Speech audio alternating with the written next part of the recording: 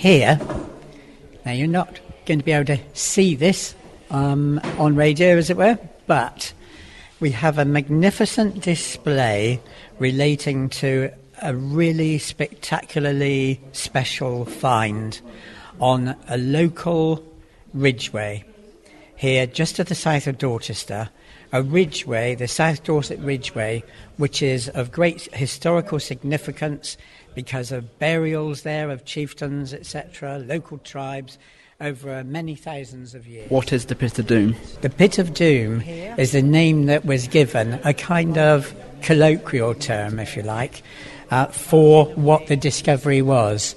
It was within, as it were, a kind of chalk pit.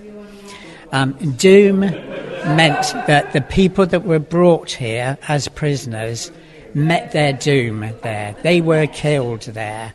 They had their heads removed there. And here we have bones which show some evidence of that beheading procedure. Blows around, for instance, the shoulders, shoulder blades pierced, collarbones, the neck, obviously, vertebrae. And the heads were discovered in a corner, separated from them. To find one or two, not unexpected on the ridgeway that had had quite a lot of burials over a long period of time. But to find a concentrated burial site, and in such a haphazard way, as you see them depicted here, meant that this was something very significant and very different from the kinds of burials that were expected. What was so important about the Pit of Doom, and what does it tell us about the Saxon period? This particular find here is significant partly because of its location. It's easily visible, for instance, from Maiden Castle. It's easily visible from other hill forts to the south, like Chaldbury Hill Fort, Bingham Bumps, etc. So it's got a locational reference that's important.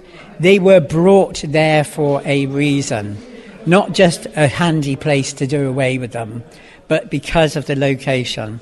To get such a collection, as it were, of a particular band of people, a particular race of people, if you like, here in Dorset, that's a very rare thing. This was a very important find, that they were, as it were, killed not in battle itself.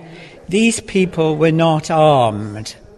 Now, it was discovered that these guys, and they were all male, by the way, 48 hours, say 2 days before this event happened, before they were brutally killed, they'd had a good high-protein meal, which would possibly have been a lot of meat. So, again, for every find, there are many questions. There's no evidence either of their actually having any kind of garments. For instance, no garment fixtures.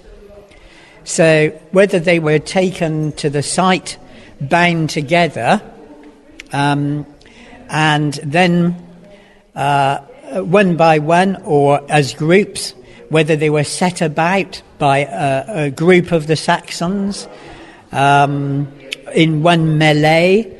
But there's evidence, for instance, on some of the forearm bones, the arm that would be lifted to stop the blow. It's an automatic reaction, whatever's coming towards you. So in other words, they didn't have their hands bound behind them. This was no ceremonial action. It was a very brutal, vicious attack. What did you feel when you first saw the bones when they came to this museum? A very personal reaction was, I'd heard about this happening. To have them brought back did two things to me. One, it brought to me the horrific nature of the event. Two, that they were here now to rest in a very appropriate place. But to have them here in the museum and to know that the research that had gone into those particular skeletons, the find site, etc., meant that knowledge was brought to us that we didn't previously have. Wonderful stuff. Wonderful stuff.